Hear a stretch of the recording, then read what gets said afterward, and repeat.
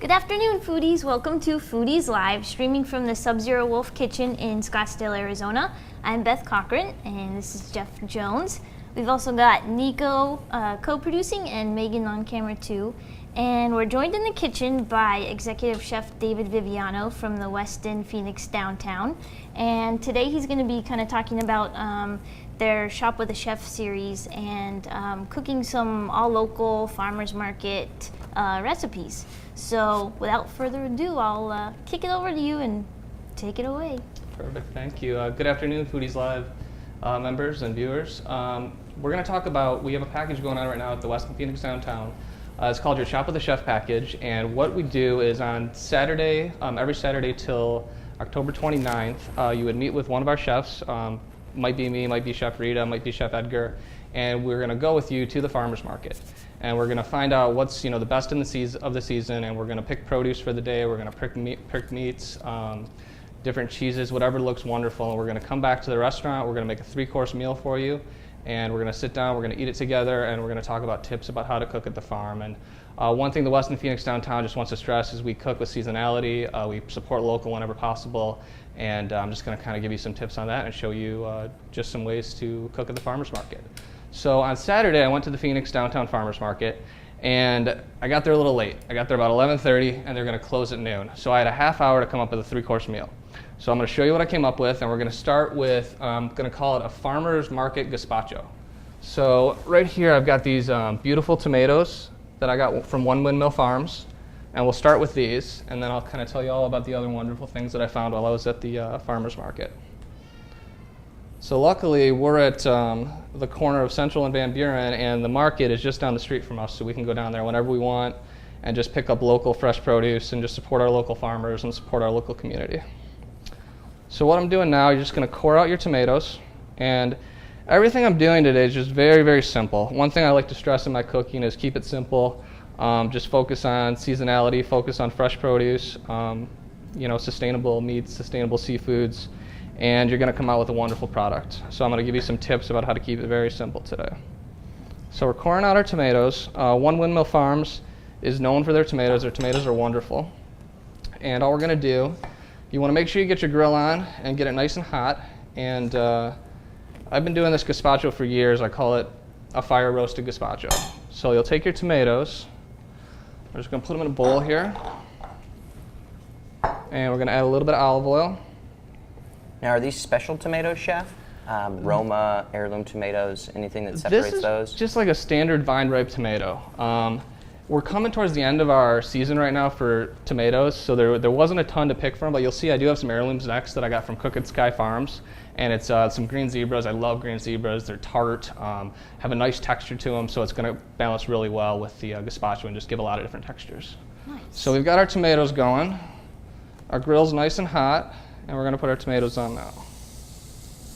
And we hear it sizzling, and that's what we want to hear. We need a nice hot grill, and that goes for anything. If you're cooking meat, you're cooking vegetables, you need your grill hot. You want to seal in that flavor. If you put it on where the grill is too cold, it's going to just kind of like poach it, and that wonderful flavor and all those wonderful juices are going to go right down in the grill, and that's not what you want.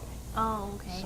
So you're basically just kind of searing the tomatoes real Exactly. We're going to get a little bit of char to it, not too much, but just I kind of like that little black color too, that it kind of flecks through the gazpacho, and it just gives it a nice another dimension to it as well. And Chef, is there something that you should look for when you're picking out tomatoes, like as far as firmness or color? You don't want them too firm. You want a little bit of give. You want to smell it. You want to, if it doesn't emit any smell, it's not really ripe enough yet. However, if you buy it when it's still really firm like that and you leave it out at room temperature, it's going to start to ripen up a little bit, and it's going to get a little sweeter. But if you want to eat it right away, you want a little bit of give as you're feeling it, and you want a nice kind of fresh, fruity smell that comes from tomatoes. Oh, okay. So what else we're going to put in our gazpacho right now is these beautiful green zebras.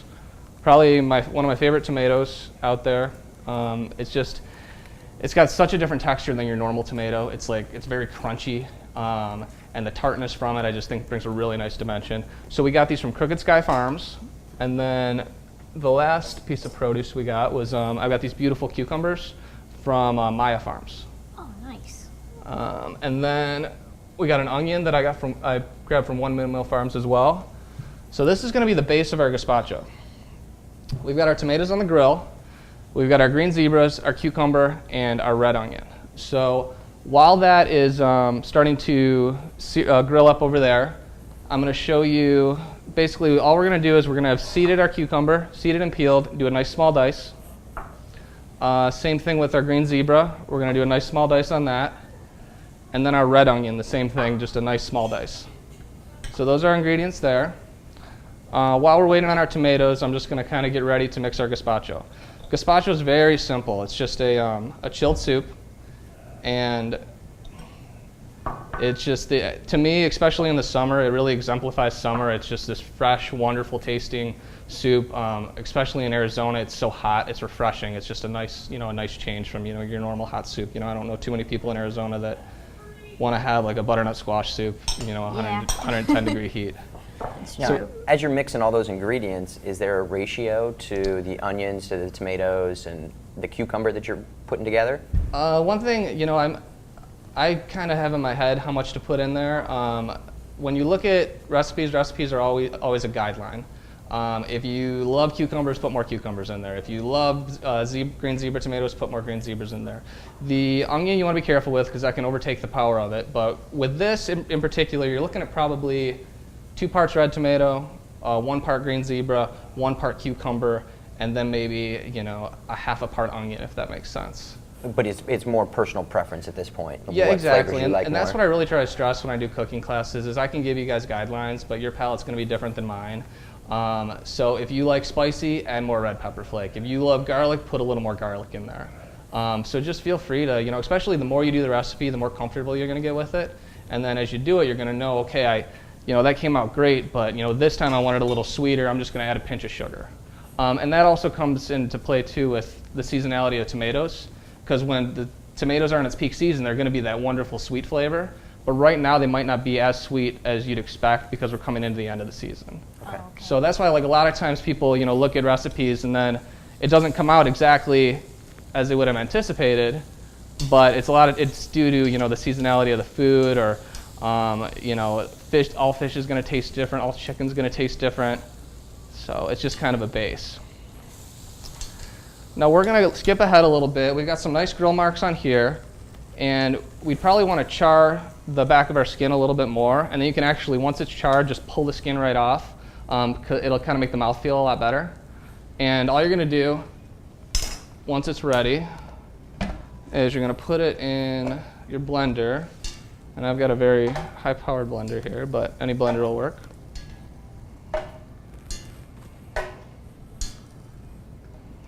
And you can do this. Gazpacho has a lot of different variations. You can do a yellow tomato gazpacho, make like a beautiful yellow color.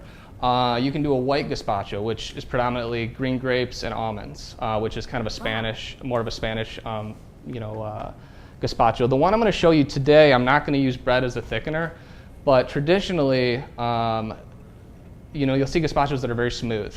So people would take, all these ingredients, put them in the blender, add a little bit of bread, just, raw bread, not toasted or anything, blend it up, and it becomes a little bit thicker, and that's a traditional gazpacho.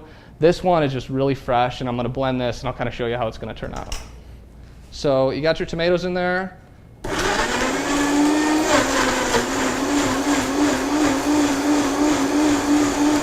Fire your blender up. Doesn't have to be completely smooth. If it's chunky, that's okay.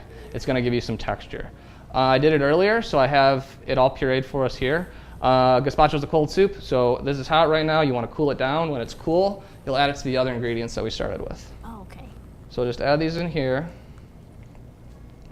Now, is there, for the overall gazpacho recipe, what makes the base? Is it just the tomatoes and the onion, and then all other ingredients or something your personal preference, or is it from the get-go, it's all your own personal preference of vegetables? It's, a traditional gazpacho, the base is going to be a tomato. Okay. Traditionally, the ingredients you're going to see in it are these ingredients. It's going to be an onion, it could be a red, it could be a white. You're going to see a cucumber. You won't, not necessarily you'll see this. A lot of times you'll see bell peppers in it. And traditionally, it's all put in the blender, all pureed up, and that's your gazpacho.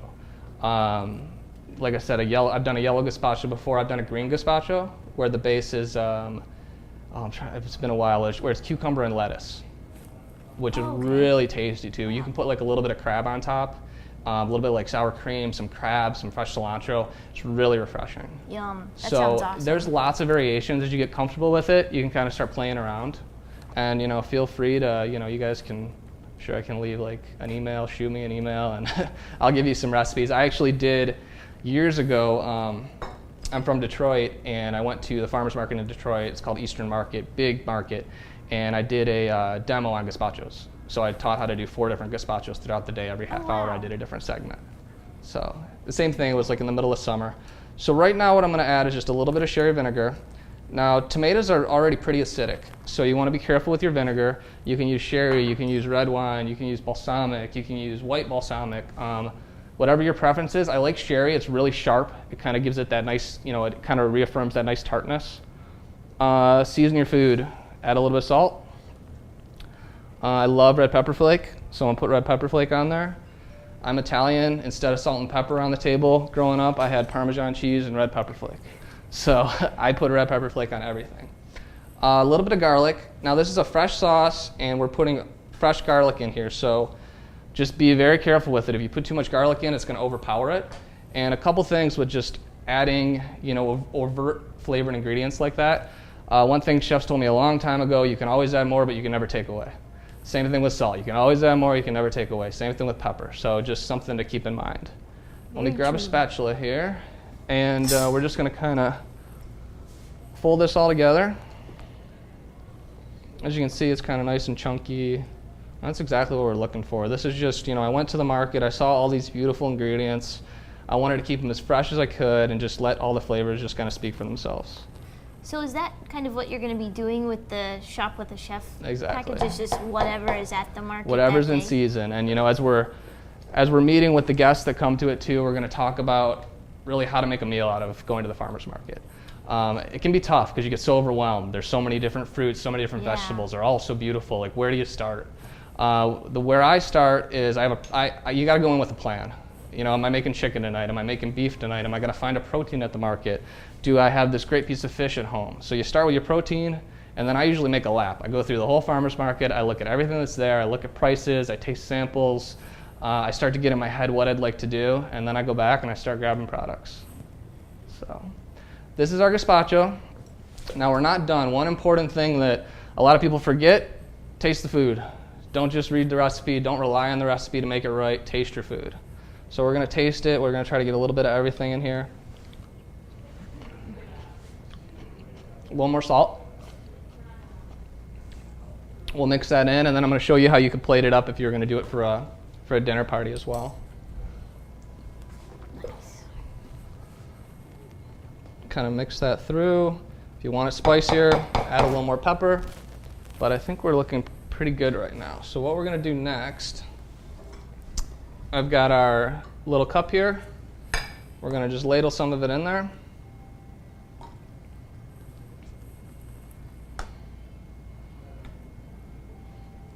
And then what goes better with tomatoes than basil? I'm going to grab a little bit of basil.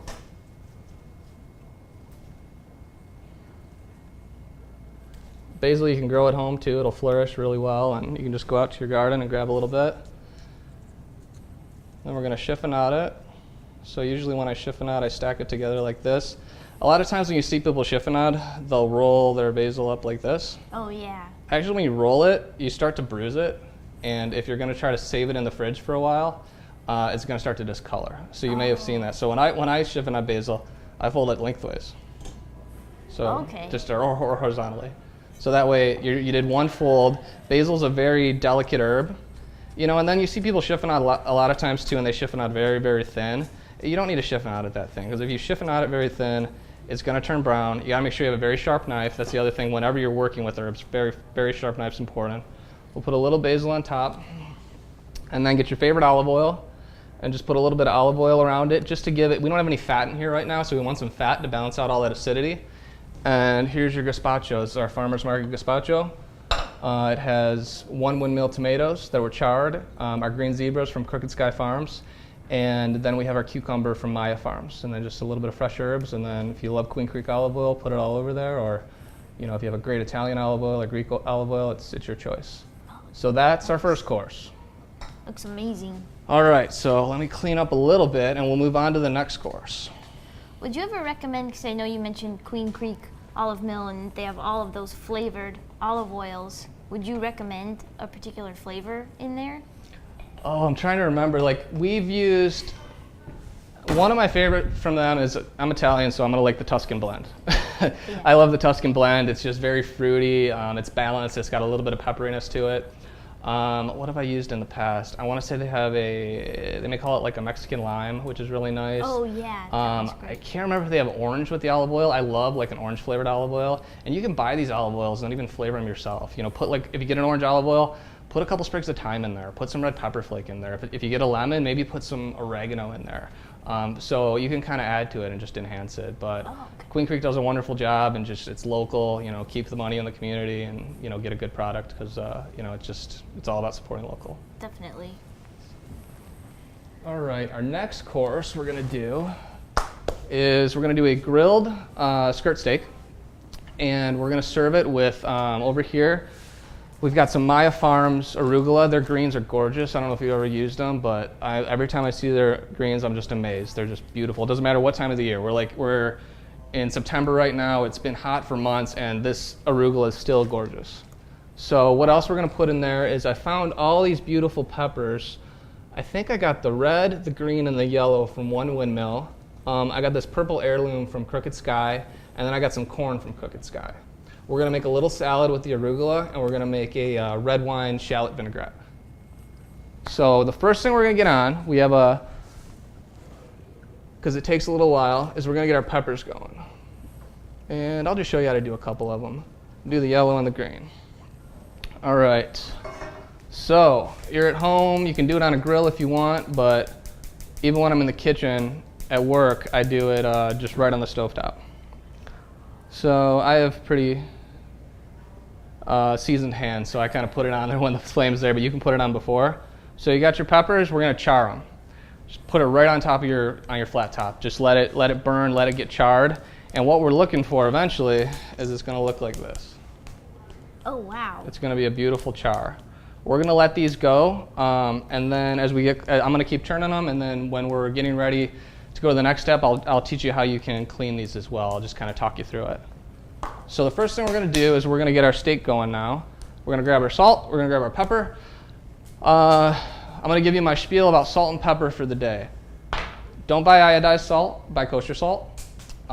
Don't buy pre-ground black pepper. Either grind your own in a little coffee grinder or just freshly grind it. Iodized salt is it imparts too much salt. With the kosher salt, it's coarser. It kind of spreads more evenly on whatever you're seasoning.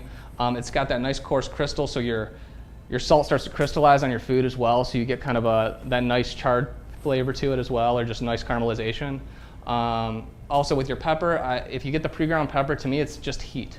You don't get any of that flavor. So if you're grinding it yourself, you're getting the earthiness, you're getting the nuttiness, and you kind of get all those flavors together. Next thing. Seasoning. Seasoning seems very, very simple. Everybody thinks they can season, but most people can't. And I think a very common error is when people go to season, they season very close to whatever they're seasoning. They season kind of like right here, and they don't try not to make a mess. So when I season way up here, and I make a mess. I just put it all over the place. But what you're doing is you're getting a very even coverage. So whether you're cooking at home, whether you're at a restaurant, consistency is very important, and you want every bite to be the same. That's my goal as a chef. Every bite you should have should be the same as the last one. So that goes with seasoning. So seasoning is probably the most important thing as cooking.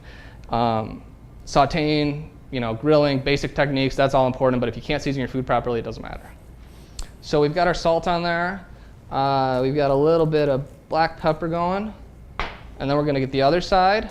Now we're using skirt steak. Skirt steak's a very thin piece of meat, so be careful with your seasoning because you can over-season it very easily. What we're using today is some steak from Cedar River Farms. Cedar River Farms is in Tullison. So we're in downtown Phoenix, and this is approximately 18 miles away from us.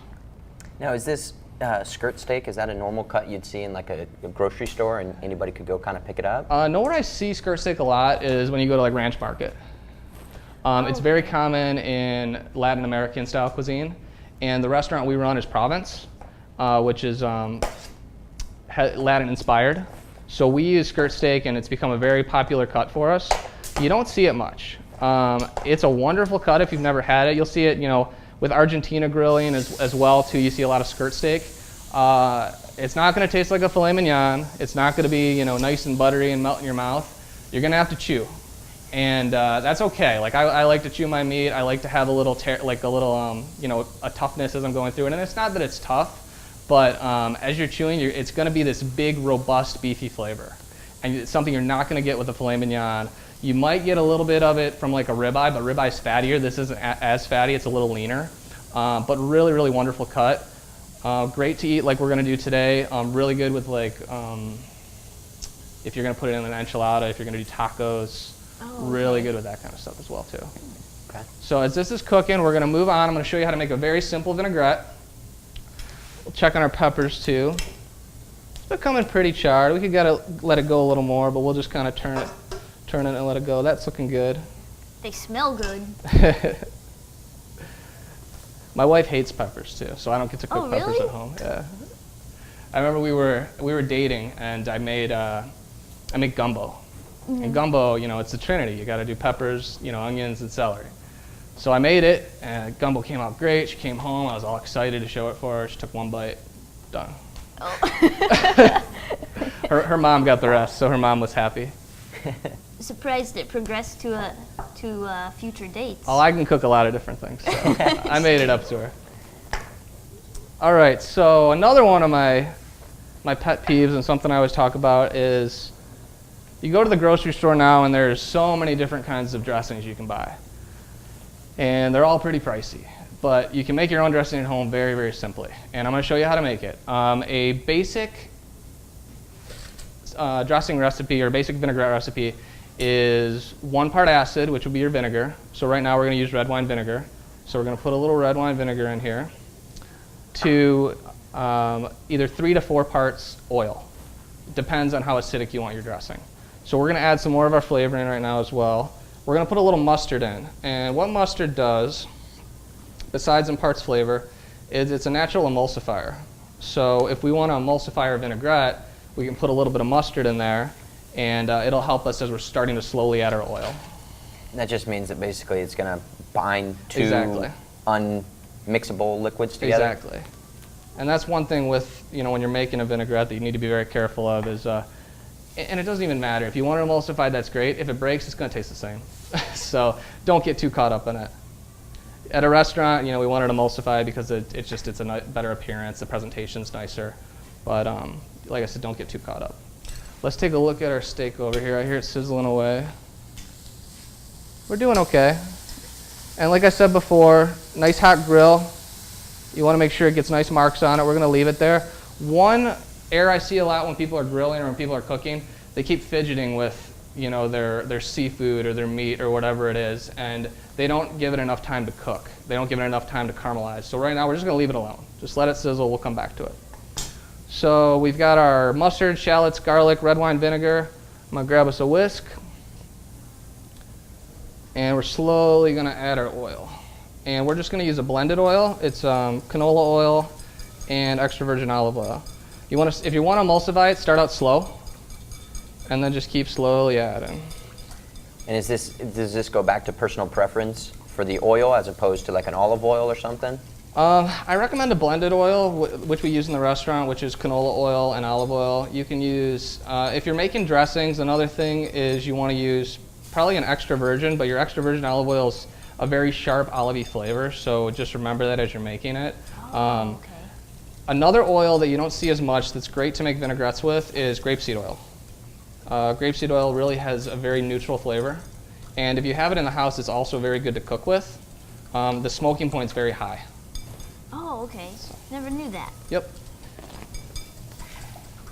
And then another thing with when you're cooking at home, if you're sauteing, you can saute with extra virgin olive oil. I do it at home sometimes too, but if you have a pure olive oil, you're going to get a higher smoking point. And if you got a higher smoking point, you're going to be able to get your oil hotter, which will make it, when you're sauteing, you want hot pan, hot oil. It's the same thing we've been talking about, just to keep your proteins, nice and caramelized on the outside to trap all that flavor on the inside. Okay. So we'll give our skirt steaks a flip. Nice and caramelized on one side. When you're cooking a skirt steak, I recommend cooking it to a medium. Even if you think you love mid-rare steaks, it's going to be a little tough. So medium's the way to go. There is a fan, we can turn that on. Okay, perfect. I'm going to taste this really quick and then we'll just keep moving. That's a red wine vinaigrette. It's nice and acidic. This is probably looking pretty good at this point. We'll take this, move it over here. And another thing you want to do when you're cooking steaks is you want to make sure you rest your steak before you cut into it. When you rest it, what you're doing is making sure all that work that we did in locking in all that flavor and locking in all those juices, we don't want to ruin it by cutting into it and letting all those juices run everywhere. So right now they're very active. You want it to rest, so then they're all going to kind of slow down and get trapped in, and stop moving. And then when you cut it, you're going to have that wonderful, flavorful taste. Is there a kind of ideal guideline for how long you want it to rest? If you're looking at a cut like this, you can probably get away with maybe like 3-4 minutes. If you're doing, it's the same thing if you're cooking like a turkey for Thanksgiving, like you have that big piece of meat, that you want to let rest for 20 minutes. Okay. Let it rest for a while. So maybe I'll have saved some Thanksgivings today. I think a lot of time we cut into it right away, and then we get dry turkey. And that's why we get dry turkey. We don't let it rest. So. I grew up with dry turkey. What's that? I grew up with dry turkey. Well, I'm just kidding. Classics. I'm just going to tell you a little bit about our peppers, how to clean them, and then we're going to make our dish. So our peppers look gorgeous, nice and charred. They might not look gorgeous, but this is the way they're supposed to look. So as they're nice and charred, you're going to want to let them cool a little bit. And the easiest way to do it is make sure you have some gloves on, especially if you're working with like a hotter pepper like a poblano, and just put it under water. Just let it slowly, like a trickle of water, go over the top of it, and then just kind of work it with the back of your finger. And all this chard is going to come right off, and then you're going to be left with peppers that look like this, that are just kind of nice and clean, and wow. You've got all of it out there. And you want to de-seed it too, get all the seeds out, and then just kind of rinse all the seeds down the drain, and you've got some nice, beautiful charred peppers. So we've got these going. We've got our steak. We have our vinaigrette. Let me grab a bowl really quick.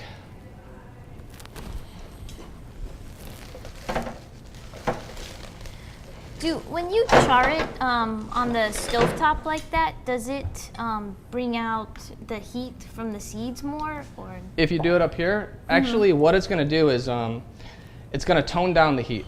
Oh, okay. In your peppers. So if you put a poblano on here, it's going to actually be a more mellowed, more mild heat. Same thing with the jalapeno. It's going to be a lot more mellow. Okay. So that's a way to kind of tone the heat down if you don't like heat too much. All right. So another thing I'm going to do, forget using tongs. We've got all these beautiful greens. Just put your hands right in there. We don't want to beat these greens up. We want them to stay nice and beautiful.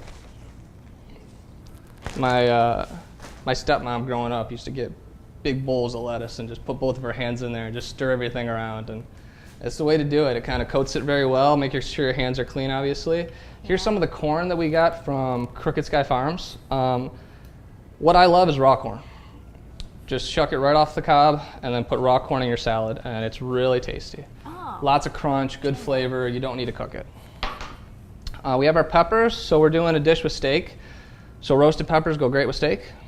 So we got some nice peppers in there, as many as you want. We're going to season this slightly. A little bit of salt. I'm going to run and grab our pepper. Touch of pepper. And then we have our red wine shallot vinaigrette that we made. We're going to lightly dress this. Let's set this right here. And I'm going to grab us a plate that we can plate all this up. I'll show you what it looks like. Oops, over here. Trying to get used to a kitchen. What is your cutting board made out of? What type of this wood? is actually, it's wood. It's a booze block. So I believe it's John Booz makes them. And he makes just basically the same style, but in a couple different sizes. Really, great sturdy board. In the hotel, we use it a lot for big displays. So if it's fruit displays, if it's cheese displays, if it's meat displays. My wife and I at home have all kinds of different ones. So we do the same thing. People come over, we put our cheeses on there and our meats. And it's a nice, easy appetizer to have when you're entertaining at home too. Yeah. And then just that kind of elevates it one more step. Food's all about the visual appeal. And it's not just the kind of food you put on there, it's how you present it. And if it's a board, I have like a slate board I use at home. I have a board that's in like the shape of a pig that's like really cool that we use a lot of times. So just have fun with it. So what we're going to do now is we have our salad here. We're going to just give it a nice toss. Get our hands all in there. And then like anything, we want to taste it.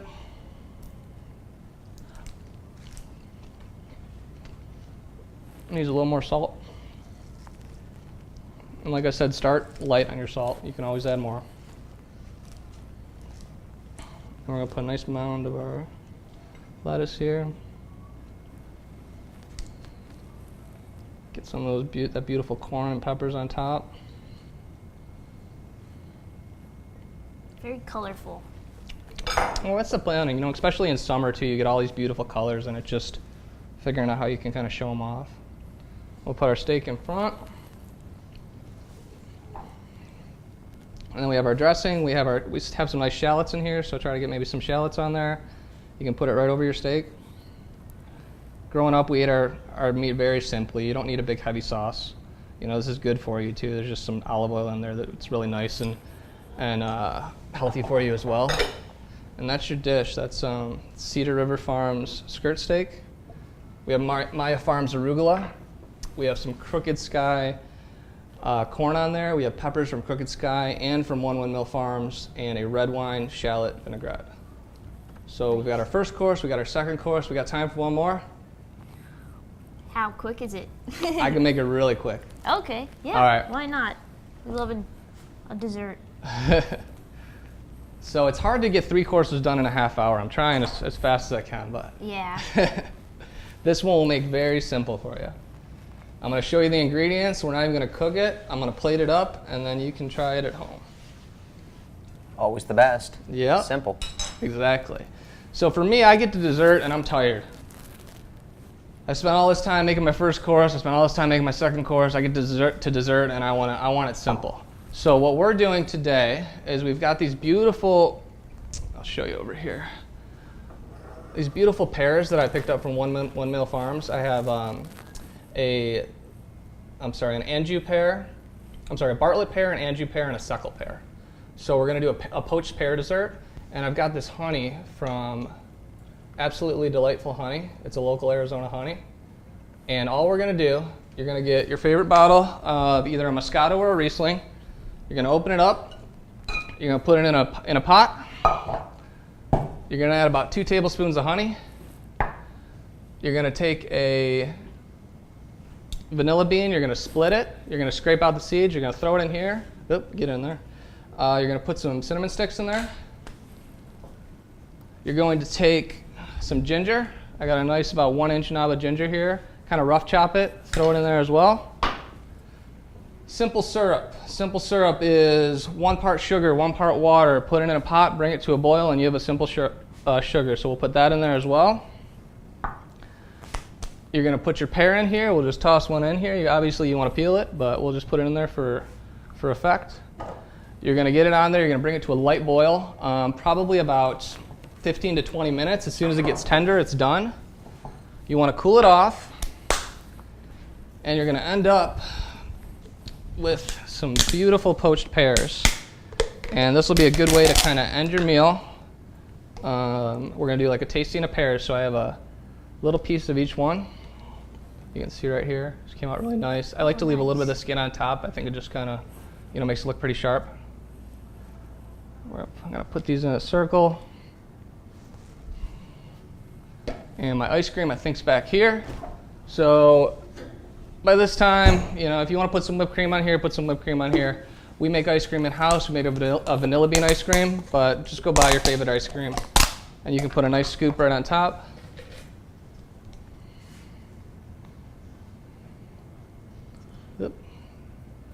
poaching liquids you use, like cinnamon, vanilla.